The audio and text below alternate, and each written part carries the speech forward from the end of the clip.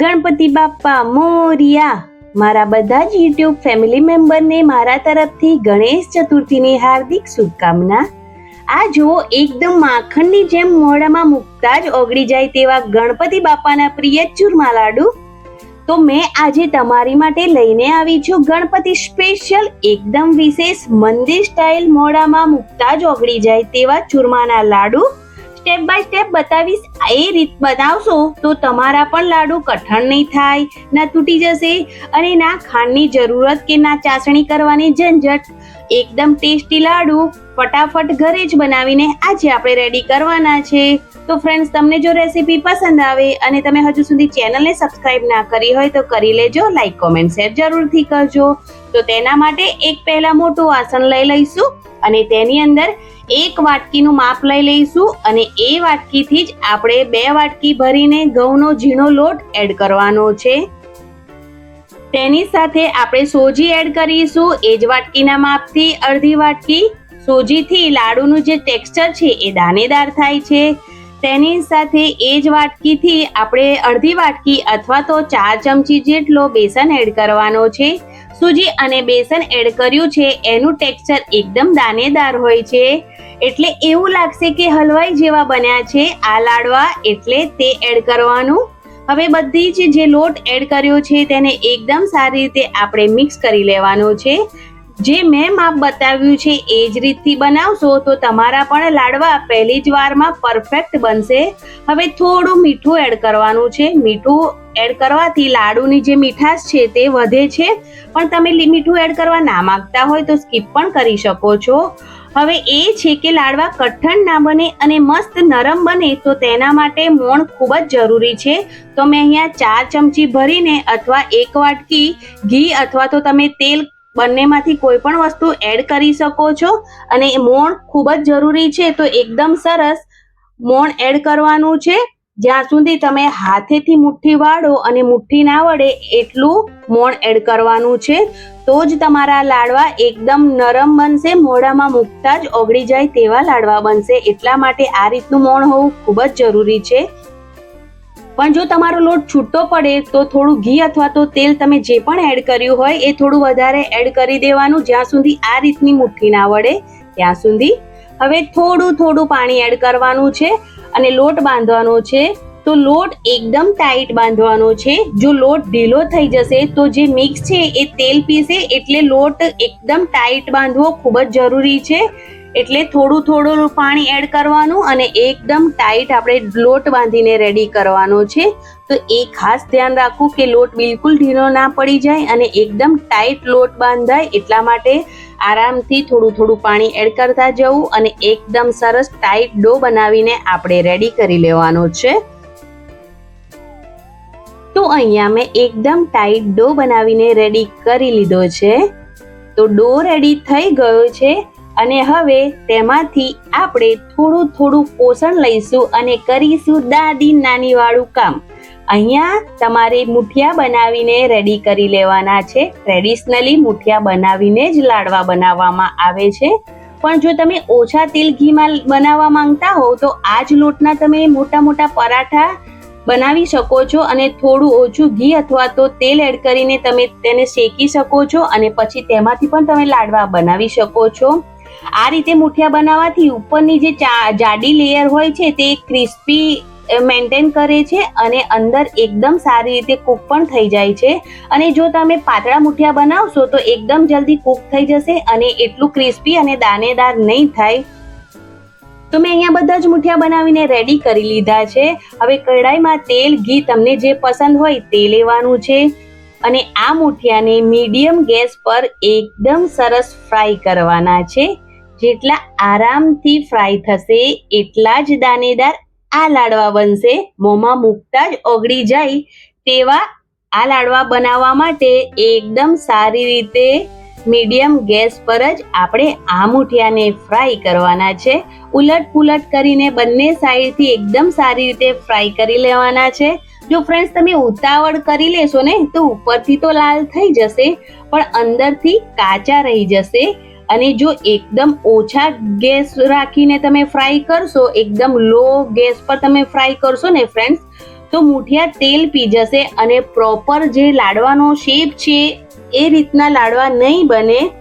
એટલે એકદમ શાંતિથી આરામથી તેને ફ્રાય કરવાના છે. તો ઉતાવળ બિલકુલ નહીં કરીએ, થોડો ટાઈમ લાગશે, પણ જે આપણે આ લાડવા બનાવીએ છીએ ને એ એકદમ સરસ સ્વાદિષ્ટ લાડવા બને તેના માટે થોડી મહેનત તો કરવી પડશે ને ફ્રેન્ડ્સ.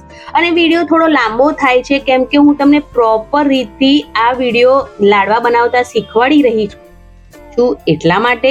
તો વિડીયોને સ્કીપ કર્યા વગર પૂરેપૂરો જોશો અને તમે આ રીતથી જ લાડવા બનાવશો ને તો તમારા પહેલી જ વારમાં લાડવા પરફેક્ટ બનશે. તો હવે બહુ જ મસ્ત કલર આવી ગયો છે મુઠિયા પર અને જે મુઠિયા છે એ એકદમ સરસ ફ્રાય થઈ ગયા છે અને આપણે આ મુઠિયાને એકદમ ધીમા તાપે ફ્રાય કર્યા છે. તો હવે આ મુઠિયાને આપણે તેલમાંથી બહાર કાઢી લેવાના છે. તો એકદમ સરસ કલર આવી ગયો છે ને ફ્રેન્ડ્સ, થોડો ટાઈમ લાગ્યો પણ મુઠિયા એકદમ સરસ અંદરથી પણ ફ્રાય થઈ ગયા છે. તો હવે આપણે આ મુઠિયાને તેલમાંથી બહાર કાઢી લેવાના છે. આ રીતનો જારો લઈ તેને એ જારામાં મૂકી દેવાના જેથી જે પણ વધારાનું તેલ હોય એ નીતરી જાય એટલા માટે. હવે મુઠિયા ફ્રાય થઈ ગયા છે તો તેને એક વાસણમાં નાખી દઈશું અને એકદમ સરસ મુઠિયાને ઠંડા થવા દેવાના છે. મુઠિયા એકદમ સરસ ઠંડા થઈ જાય પછી આપણે આગળ તેનો ભૂકો કરીશું. તો અહીંયા મેં થોડું ઘી લીધું છે 1 ચમચી જેટલું અને તેની અંદર ડ્રાયફ્રૂટ એડ કરી દીધા છે. તો મેં અહીંયા ડ્રાયફ્રૂટમાં બદામ, કાજુ, પિસ્તા અને થોડી દ્રાક્ષ લીધી છે અને તેને થોડું રોસ્ટ કરી લઈશું. જ્યારે આપણે આ લાડવામાં એડ કરીએ ને તો થોડી ક્રિસ્પીનેસ આવે ને એટલા માટે એકદમ થોડું આ જે ડ્રાયફ્રૂટ્સ છે તેને આપણે રોસ્ટ કરી લેવાના છે ઘીમાં, જેથી ખૂબ સરસ એવો ટેસ્ટ આવી જાય આપણા લાડવામાં. તો ડ્રાયફ્રૂટ એકદમ સારી રીતે રોસ્ટ થઈ ગયું છે. તો હવે તેને ઠંડુ થવા માટે આપણે સાઈડ પર મૂકી દઈશું. તમે કોઈ પણ ડ્રાયફ્રૂટ્સ એડ કરી શકો છો અને તમને ના પસંદ હોય તો તમે સ્કીપ પણ કરી શકો છો. હવે જે મુઠિયા છે એકદમ સરસ ઠંડા થઈ ગયા છે. તો તમારી પાસે આ રીતનું જો હોય તો તેનાથી આપણે જે આ લાડવા છે તેનો ભૂક્કો કરી દેવાનો છે, મુઠિયાનો ભૂક્કો કરી દઈશું. તો જ્યારે તેને આપણે પીસીએ તો મોટા મોટા જે દાણા ના રહે ને એટલા માટે તેને આ રીતે ભૂક્કો કરી અને પછી પીસીશું તો આરામથી પીસાઈ જશે. એટલા માટે તમે હાથેથી પણ તેનો ભૂક્કો કરી શકો છો. બહુ મોટું ના રહે એટલા માટે એકદમ ઝીણું કરી દેવાનું જેથી આરામથી પીસાઈ જાય એટલા માટે. તો હવે એકદમ સરસ રીતે તેને મિક્સર જારમાં એડ કરીશું જેટલું આવે એટલું અને એકદમ દરદરું મોટું તેને પીસવાનું છે. બહુ એકદમ ફાઇન નથી પીસવાનું. તો તેને પલ્સ મોડ પર બંધ ચાલુ કરીને પીસીને રેડી કરવાનું છે. તો અહીંયા પીસી લીધું છે મેં. થોડા ચંક્સ રહી જાય છે એટલા માટે મેં અહીંયા ચાળી લીધું છે. પણ જો તમને લાગે કે તમે પીસ્યું તેમાં ચંક્સ નથી રહ્યા તો તમે તેનો ડાયરેક્ટ ઉપયોગ પણ કરી શકો છો. મેં અહીંયા ચાળીને ઉપયોગ કર્યો છે કેમ કે થોડા ચંક્સ રહી જાય છે ને એટલા માટે. તો લાડવા એકદમ સરસ બને એટલા માટે મેં અહીંયા ચાળી લીધું છે. તમે જોઈ શકો છો કે થોડા ચંક્સ દેખાય છે. તો હવે એકદમ સરસ આપણને દરદરો જે ટેક્સચર છે એ મળી રહે. તો અહીંયા એકદમ સરસ આપણે પીસીને રેડી કરી લીધું છે અને એકદમ સરસ મિક્સચર રેડી થઈ ગયું છે. તો હવે જે આ મિક્સચર રેડી થઈ ગયું છે ને તેની અંદર આપણે એડ કરીશું ઇલાયચી પાવડર. ઇલાયચીને એકદમ સારી રીતે ખાંડીને મેં એનો પાવડર કરી લીધો હતો અને જે ડ્રાયફ્રૂટ્સ આપણે ઘીમાં રોસ્ટ કર્યા છે તેને એડ કરીશું અને મિક્સ કરી લઈશું. હવે તેની સાથે આપણે ખસખસ એડ કરવાની, જે લાડવામાં સૌથી પહેલા આવે ખસખસ તેને એડ કરવાની. તો 1 ચમચી ભરીને મેં અહીંયા ખસખસ પણ એડ કરી દીધી છે. તેને પણ એકદમ સારી રીતે આપણે મિક્સ કરી લેવાની છે. તો અહીંયા જે મિક્સર છે એ રેડી થઈ ગયું છે એકદમ સરસ. હવે આપણે ગેસ પર કઢાઈ મૂકીશું અને તેની અંદર 2 થી 3 ચમચી ભરીને ઘી એડ કરીશું અને તેની સાથે જે આપણે માપ લીધું હતું ને વાટકીનું લોટ લેવામાં તે જ વાટકીના ઉપયોગ કરીને 1 વાટકી ભરીને આપણે ગોળ એડ કરવાનો છે. માપ પરફેક્ટ છે. જે વાટકીથી લોટ લીધો છે એ વાટકી ભરીને જ આપણે ગોળ એડ કરીશું અને હવે ગોલ્ડ મેલ્ટ થઈ જાય ત્યાં સુધી જ આપણે કૂક કરવાનું છે. વધારે કૂક નથી કરવાનું. એકદમ સરસ ગોળ મેલ્ટ થઈ જાય અને ખાલી ઉપર બબલ આવી જાય ને ત્યાં સુધી જ આ સિરપ આપણે રેડી કરવાનો છે. તો એકદમ સરસ રીતે ગોળ મેલ્ટ પણ થઈ જાય છે અને ઉપર થોડા બબલ્સ આવી જાય એટલે ગેસની ફ્લેમ આપણે બંધ કરી દેવાની છે. તો તમે જોઈ શકો છો કે બબલ્સ આવી ગયા છે, તો ગેસની ફ્લેમ આપણે બંધ કરી દઈશું અને જે આ સિરપ રેડી કર્યો તેને મિક્સરમાં એડ કરી દેવાનો છે. તો અહીંયા મેં મિક્સરમાં એડ કરી દીધો છે અને હજુ આ સિરપ ગરમ છે એટલે આપણે હાથેથી તેને મિક્સ નહીં કરીએ. ચમચો લઈશું અને ચમચાની મદદથી આપણે મિક્સર સાથે તેને એકદમ સારી રીતે મિક્સ કરી લઈશું. જો તમને મિક્સ કર્યા પછી થોડું સૂકું સૂકું લાગે તો તમે ઘી અને ગોળને ફરીવાર આ રીતનો સિરપ બનાવીને થોડો એડ કરી શકો છો. ઘી પણ એડ કરી શકો છો તમને જો થોડું સૂકું સૂકું લાગે.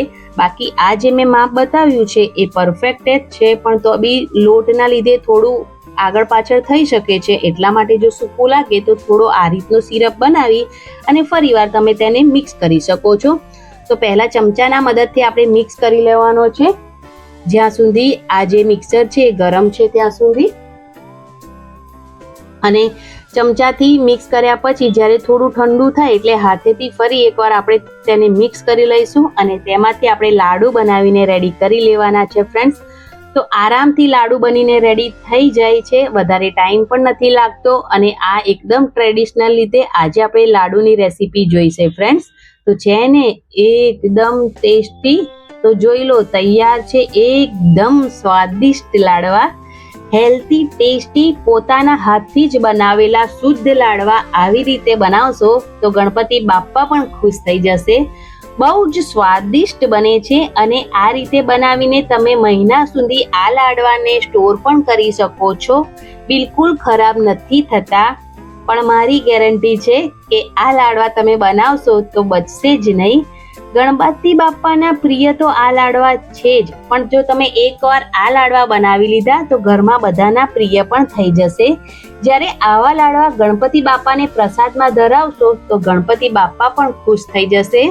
તમને તોડીને પણ બતાવું છું કે એકદમ દાણેદાર ટેક્સચર વાળા આ લાડવા બનીને રેડી થઈ ગયા છે ફ્રેન્ડ્સ. તો તમને જો લાડવાની રેસીપી પસંદ આવી હોય તો પ્લીઝ ચેનલને જરૂરથી સબસ્ક્રાઇબ કરજો, લાઈક જરૂરથી કરજો અને રેસીપી કેવી લાગી એ કોમેન્ટ બોક્સમાં જરૂરથી જણાવજો. અને આ લાડવાની રેસીપીને વધારે ને વધારે ફ્રેન્ડ્સ અને ફેમિલી મેમ્બરમાં જરૂરથી શેર કરજો. કોમેન્ટ બોક્સમાં જય ગણપતિ બાપ્પા મોરયા જરૂરથી લખજો.